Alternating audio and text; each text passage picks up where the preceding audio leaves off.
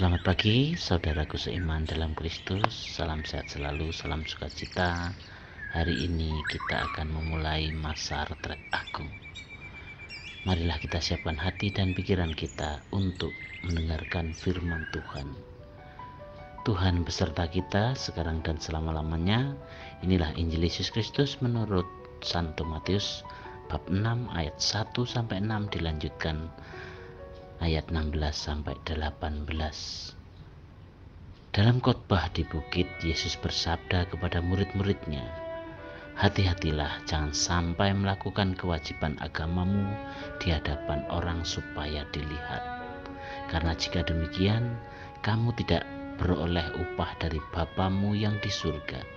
Jadi, apabila engkau memberi sedekah, janganlah engkau mencanangkan hal itu seperti yang dilakukan orang munafik di rumah-rumah ibadat dan di lorong-lorong supaya dipuji orang.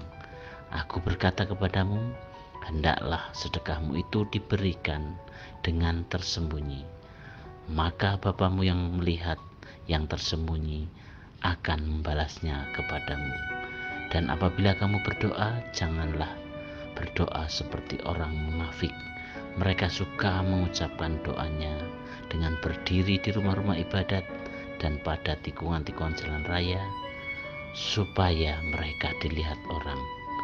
Aku berkata kepadamu, mereka sudah mendapat upahnya.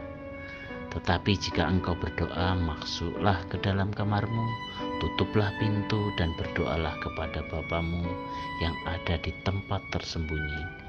Maka Bapamu yang melihat yang tersembunyi akan membalasnya kepadamu. Dan apabila kamu berpuasa, janganlah muram mukamu seperti orang munafik.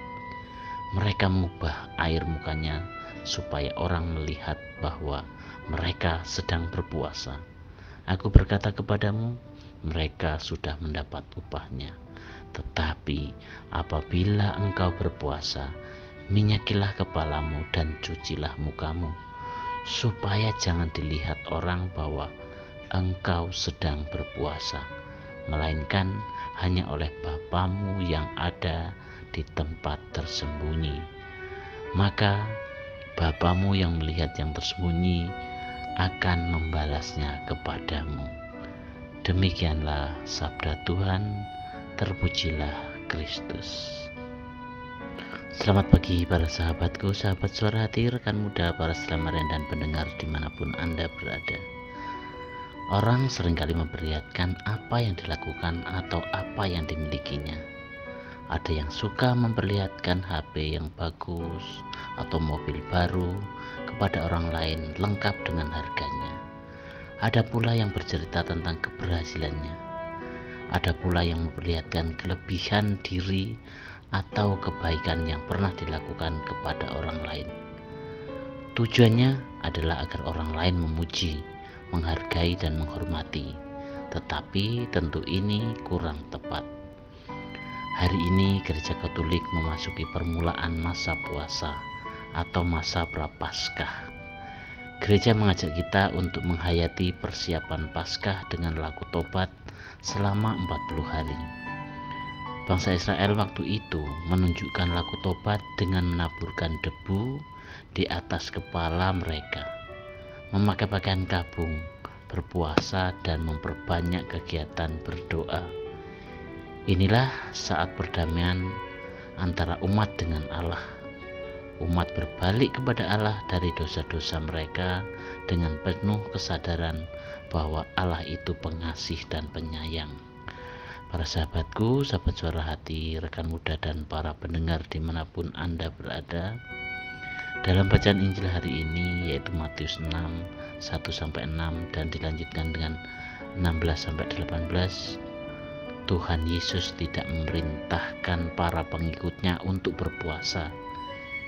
Ia mengasumsikan bahwa mereka sudah mempraktekannya. Ia hanya mengajarkan tentang cara berpuasa yang benar. Yesus tidak mempersoalkan bagaimana cara beribadah yang benar. Akan tetapi banyak orang mempraktekkan kemunafikan dalam beribadah. Kebanyakan mereka pada waktu itu memiliki motivasi yang tidak sehat dalam beribadah, memasang wajah muram dan mengubah air mukanya agar semua orang tahu bahwa ia sedang beribadah. Para sahabatku, sahabat Suara Hati, rekan muda, dan para pendengar dimanapun Anda berada, mencari kepuasan dengan pujian orang lain adalah motivasi yang tidak benar. Itu adalah motivasi yang tidak sehat. Mengapa demikian? Karena apa yang terlihat dari luar tidak sama dengan yang ada di dalam. Penampilan dan motivasi tidak selaras. Tuhan Yesus tidak memerintahkan para pengikutnya untuk berpuasa.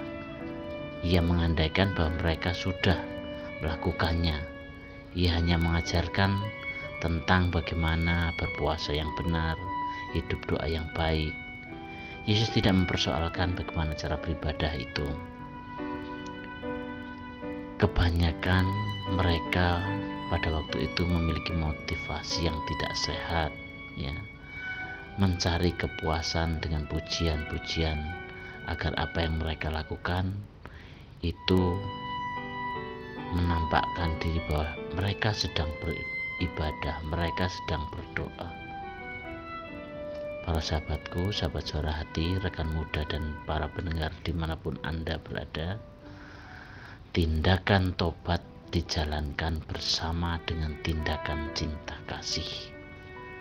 Seperti ditegaskan Yesus, kita perlu mendasari kedua tindakan baik ini dengan sikap hati yang tulus. Tidak mencari diri atau pengakuan diri, tetapi sungguh orientasinya jelas, yaitu berorientasi pada Allah dan sesama.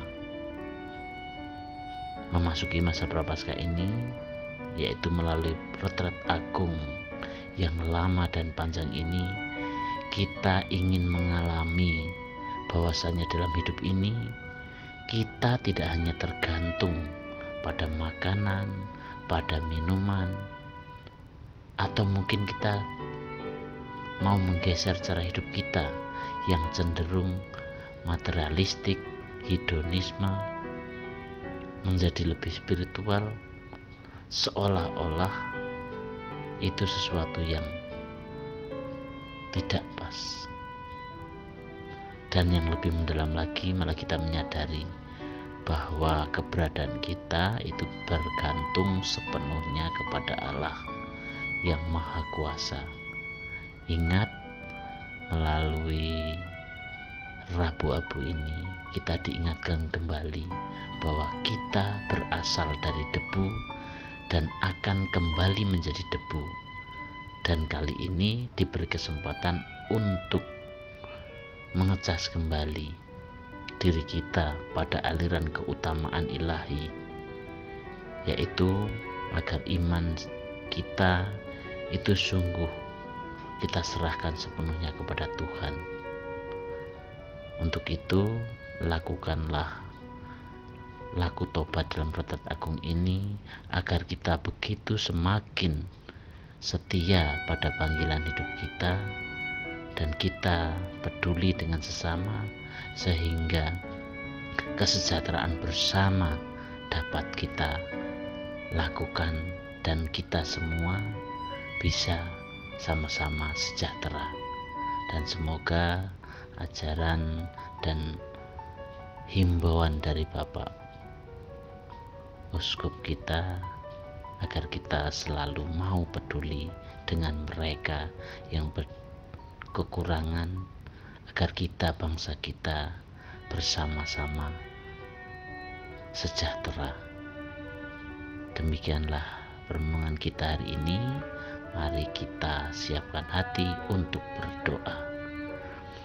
Dalam nama Bapa dan Putra dan Roh Kudus, amin.